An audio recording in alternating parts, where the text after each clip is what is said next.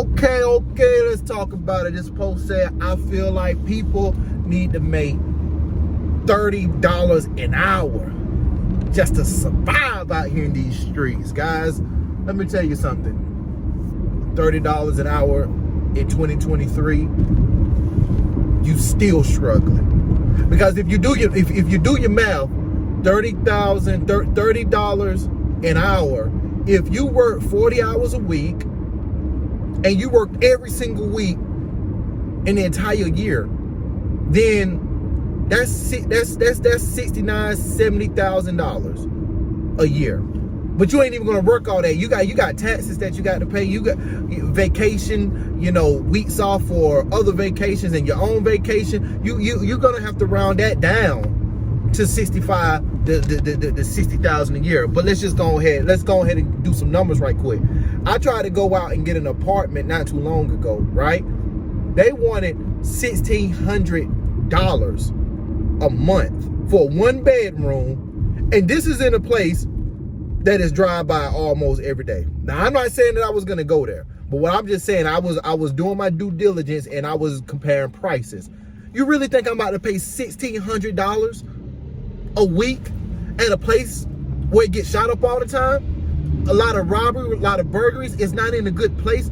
Do you think I'm about to take $1,600 a month without investing in something that I can potentially own in the future? This is just money that I'm giving away. Oh, and by the way, this is just the rent. This is not electric. This is not water. This is not groceries. This is not gas. This is not the regular maintenance of the apartment. That is just rent itself. This is not even insurance or renter's insurance. This is none of that.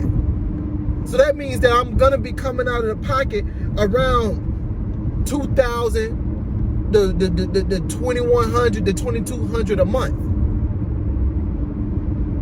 And you still have to save money for other stuff. Be honest, I was about to say 30,000. $30 an hour is still not good enough. I think at minimum, y'all think I'm gonna be overzealous. At minimum, you have to make at least, if you want to do the hourly thing, you got to make at least $60 an hour. And I'm just talking about regular workers, because even though that I make in the upper numbers, I just said that way, I don't want to give y'all my business.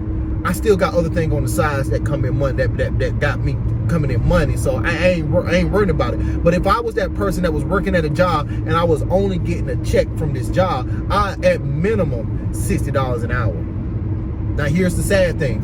In order to get $60 an hour, you're gonna have to go to school, get some type of certificate, get some type of degree, get some type of certification, because people who just graduated high school, it's gonna be hard to capture that type of job that pay you that money up front. And if you get that type of money up front and you don't have no further education, you don't have none of that stuff that I just named, then that means that you was with this company for a while and you worked up to that. So you basically getting raises, and most of the time, inflation is going up higher than you getting a raise. Inflation is going up and your pay staying the same for the most part.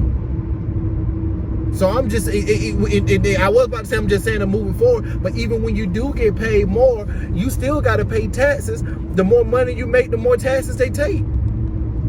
So you in this never-ending cycle, right? You in this never-ending cycle of trying to play catch-up, of trying to get forward in life, but you're not going to do it if you have one stream of income.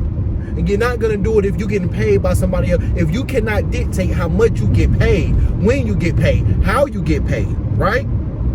If you, and I'm going to just use McDonald's, that's the go-to. If you at McDonald's and that's the only place where you get paid, you never going to be successful in the financial department.